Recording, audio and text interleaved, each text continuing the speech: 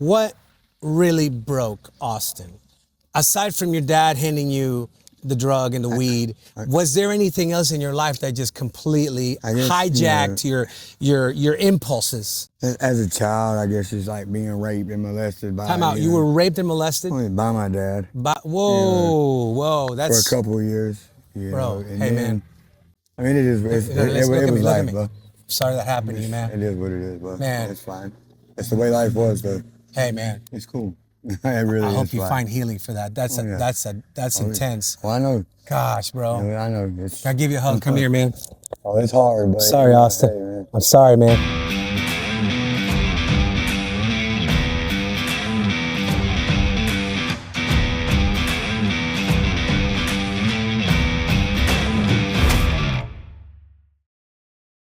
Hey, what's up, everyone? It's Jorge with Full Circle International. Before we find out what's going on in Austin's life, I just want to thank everyone who watches the videos, likes the videos, comments on the videos, and shares the videos. We do this to encourage, to motivate, to inspire people, to push people closer to God and a relationship with their Creator. Austin, we just met today, man.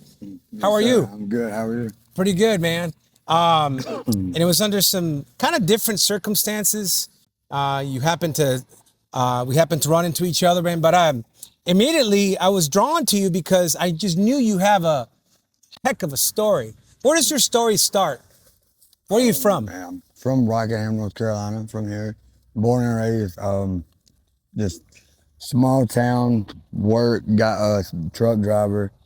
A CDL. You used to be a truck driver. No, I still have my CDL. You still got I just got mine last year, man. Class A. That's what I have. Class A. I love driving. It's a peaceful thing. It's what helps me cope with day-to-day things and everything.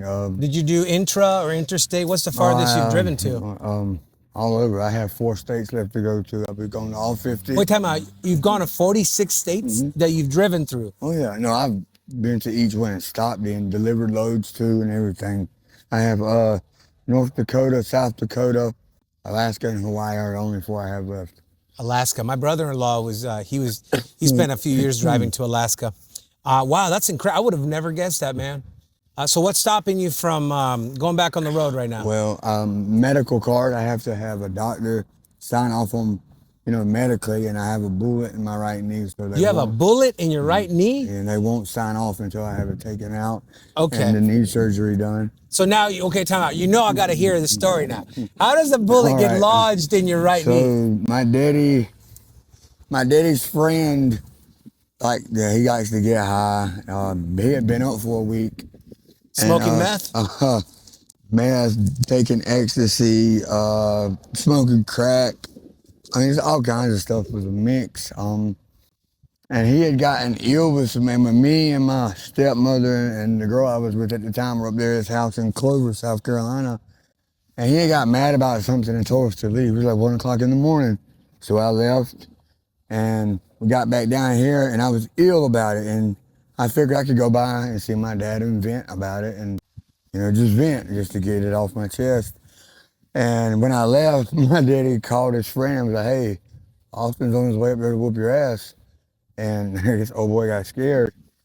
And I got there and he wasn't outside. So I called my stepmom and I was like, hey, the clothes ain't outside that he said we could come get. So she called him and I walked back up to the house. Now, at this time I hear him outside and I hear that he's mad. And then I see the gun in his hand. And it was a black powder, 44 caliber pistol. So, it was a chunk of lead. And I remember that the community has cameras on all the corners, so I immediately throw my hands up to show that I'm not coming aggressively. And I walk up and I step into his driveway and he points it at me and tells me that if I don't get off his property, he'll shoot and kill me. So I step back and as soon as my foot touches the blacktop, he pulls the trigger and fires. Now, mind you, I didn't know that my daddy was on FaceTime with the man and told him, shoot him if you got to. Shoot the bastard if you got to do it. From your own dad? It's my own dad. Wow. Mine and my dad's relationship has always been, But that's how that happened. So thank God he got your knee. Oh boy, it's just. Was he aiming somewhere else? He was aiming higher, but for some reason he dropped it, because he's pretty good. He's a pretty decent shot. And luckily, he dropped it for Yeah. some reason. But, Right. but Are you I know- currently in addiction right now? No, I'm like I said. No, I haven't been messing with it. I want to. I really do, badly. Like it's hard, but What is I'm your a poison, heroin man? addict. A heroin addict, and A heroin addict. I shoot. I use it. Like I shoot it up and everything. That's just the way I prefer to do it. When I do it, How does Austin? You're 6. 36. So how does Austin get caught up in heroin use? When did it start? I was what? I've been doing what 12 years now. Did it start with Like smoking weed? 20. No, we had. I mean, I've always smoked weed, but I didn't never feel like it led to other things. Like, really what it was when I was 18, my dad's really the reason why, because he let me try, he's like, here, try this, or here, try this. He let you shoot up? No. I've only been shooting up for 6 years maybe, and that was because of a woman, you know what I'm saying? That's what got me started. And you know, I've done a lot of things in my life that I probably should regret, but the only thing I do regret is that I ever started shooting up. That's the only thing in my life that I really regret. You know, we've all done dirt, man. We've all lived recklessly and dysfunctionally, and really ultimately we've all lived in sin. The Bible says that we've all sinned and all fallen short of the glory of God. So that's why for me, nobody, I don't care who it is, I don't care what your deepest, darkest secret is, it won't A, make me nervous, B, won't make me judge anybody, because I'm aware of what I've done. I'm also aware that there's forgiveness and redemption and restoration. I'm aware that there's a God that loves us so much that he never stops pursuing us. So heroin, but it didn't start with heroin. You started at the age of 12 with what? I mean, with smoking weed, and then at 18, my daddy gave me my first line of meth. Line of meth. Your daddy? Yes. Wow. And then it wasn't straight heroin, it went pain pills and then heroin, because Yeah. pain pills got way too expensive. You know, Like oxycodone? Percocets or Roxy's. Really, it was Opanas is what I started, because in 2011, I was dating a woman that worked at a pharmacy, and I didn't know at first that she was stealing them from the pharmacy, but she would bring me 100, 100 of them a day, and I Wow. would sell them, and then like. Did she eventually end up getting Oh caught? yeah, she got caught up. That doesn't last very long. No, it I've does never been not. into pills or anything, but from the stories I hear of people who do that, they rob pharmacies. They always get caught. Yeah, it doesn't last long at all. Yeah. It's and actually that's a bad addiction. Like I've done a lot of drugs, but to this day, you couldn't pay me to take an Opana. Wow. It's terrible. Oof. Coming off of them. Man, I had to take 2 weeks off work and everything. It was terrible. So you just recently got out of jail? What were you in jail for? Just the FTA. Really, I showed up late for court, but it was for a misdemeanor larceny charge. Yeah. You know, actually, it was one of my lesser charges that I've ever had.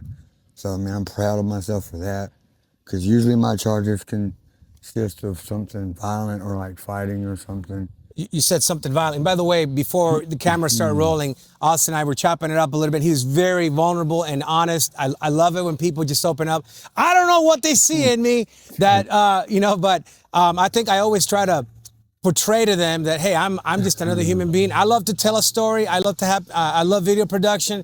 I love to hear your story. And here we are. But you did mention the word violent with me before. And, thanks for opening up and mentioning that. And that's, having rage. Some people are like, I got anger. No, you got rage, because I used to live like that too. There was a ton of rage in me. And it was just, I was a walking time bomb. And so most of your crimes or run-ins with the law have been dealing with aggression and all that? Yeah. Where are you at with that right now? I still fight with it every day. I mean, it's really, really hard.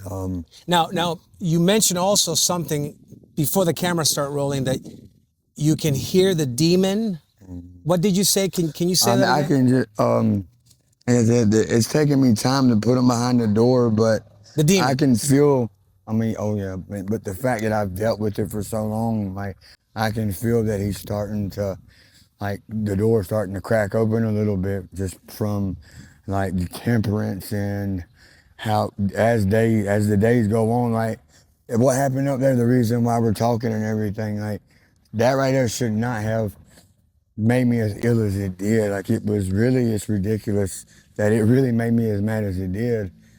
Like that right there is one sign that it's like it's starting to come down. Like Somebody presses your buttons Like, enough. pushing buttons is one thing. Like, because going to prison and living the way that I've lived, I've had to learn to, control or whatever. Like, yeah, because you don't ever want to be enslaved by somebody's actions, right? and another thing, like the drugs kept me docile and passive aggressive. Like, I would let a lot of stuff slide. Being that I'm not on the heroin, I have very, very low tolerance for dumb. You have a shorter retarded- temper? Yeah, oh boy. Yeah. And that's what scares me about not doing the drug, because it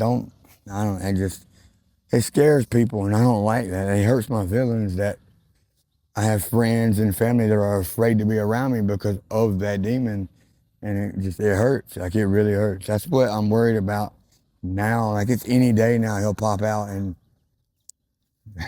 I'll scare people. Oh, hell will break loose. Yeah. It's terrible. So Austin, and I promise you it's only going to take 5 minutes because I got a couple more questions for you.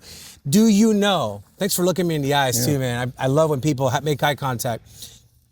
Do you know that Jesus can set you free from that? Oh yeah, I grew up in church.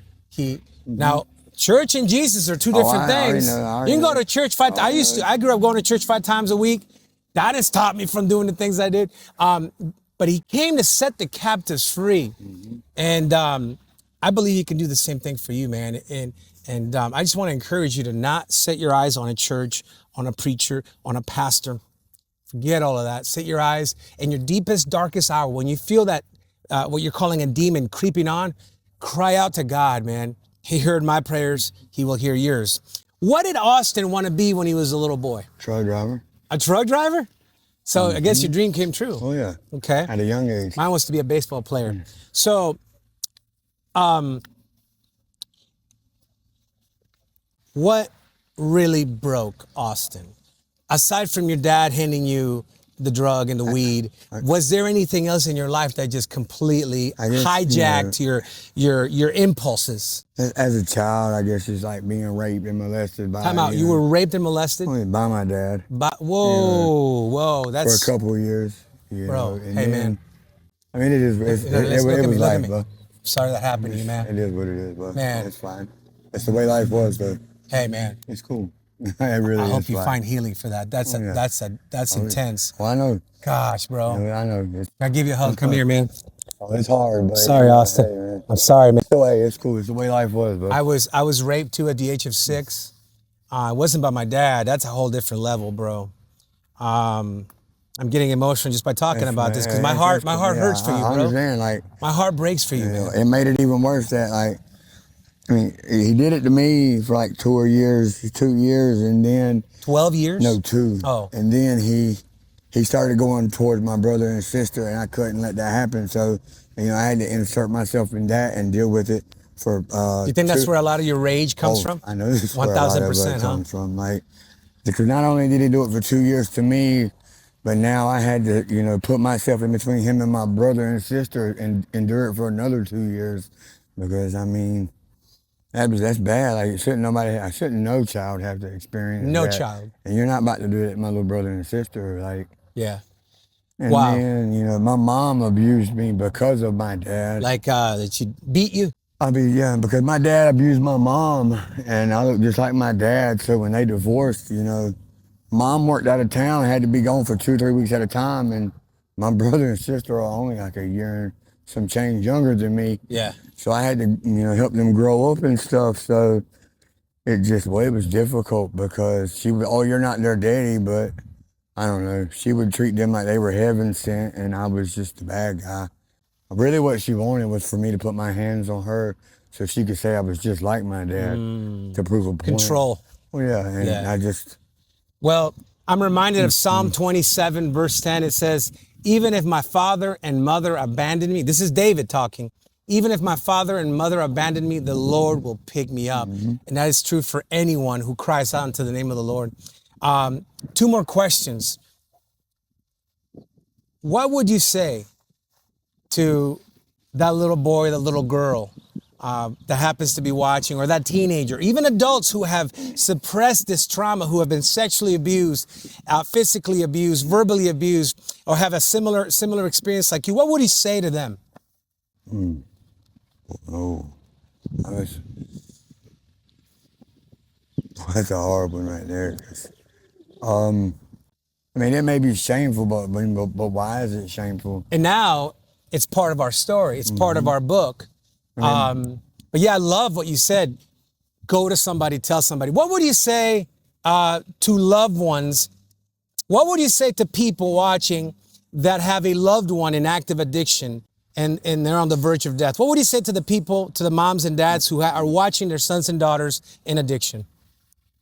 To be there for them. Like, one of the worst things you could do is make that person feel out of place or like they don't belong or they're not loved, because that'll just drive the addiction, because it happened to me. Within the past 3 years, I've went harder than I ever have because of some things that happened. And an incident occurred, and my mom asked me a question, and I told her, I said, well, Mom, and I said, if I told you the truth and it was what everybody was saying, would you look at me different? Would you judge me? Would you be afraid of me? And my mom lied to my face. Like, so when I told her, like, I seen it, like, and it just made me go even harder. Like, just, be honest, show support and show love is really what people need. That's like what I've been seeking my whole life. Yeah. But at a certain point in time, the person addicted has to understand that they are an adult and they are responsible We make for choices. the way that their life turns out. Now they can't keep blaming mom and dad for past stuff. Can I be honest with you? Man to man, we can't keep blaming. In your case, it's your dad. In my case, I had to stop blaming the man that did that to me. Because if I go out and do cocaine or I go cheat on my wife, that has little to do with what happened to the 6-year-old kid and everything to do with choices that I'm making. And when a man can come to that place, freedom can begin. My hope for you, my prayer for you, Austin, is for you to find complete freedom. And that's what my hope is when we make these videos too, is that these conversations, not like they're meant to be therapeutic, but in a way I believe they're meant to provoke healing in a person's mind and heart, that when we speak about our story, that we look at our stories as a chance and an opportunity for redemption to take place. And I believe redemption is close to you, man. I hope that you are inspired, encouraged by Austin's story. More than anything, do me a favor. Pray for Austin. Be praying for deliverance, for freedom, for God to make himself real in his life, and for God to heal the anger, the rage that comes and knocks at his door at times. Thank you for watching today. Any last thing you want to say to people today, man? Oh, no, I'm not right this second. I can't think of nothing. I'm still in awe how I get the pleasure of having conversations with people on the street just randomly and hearing their stories. It really does something in me that encourages me to continue doing good, continue setting my eyes on the good that people are doing instead of the bad. Full Circle International. Appreciate it, bro. Yeah. You hungry, man? No, I'm fine right this minute. You want to go to Sonic or something, get you a burger, get you a meal? Not everything that had breath allow, y'all. Eyes up, but every knee gon' bow, y'all. The spirit moved upon the waters, it got life in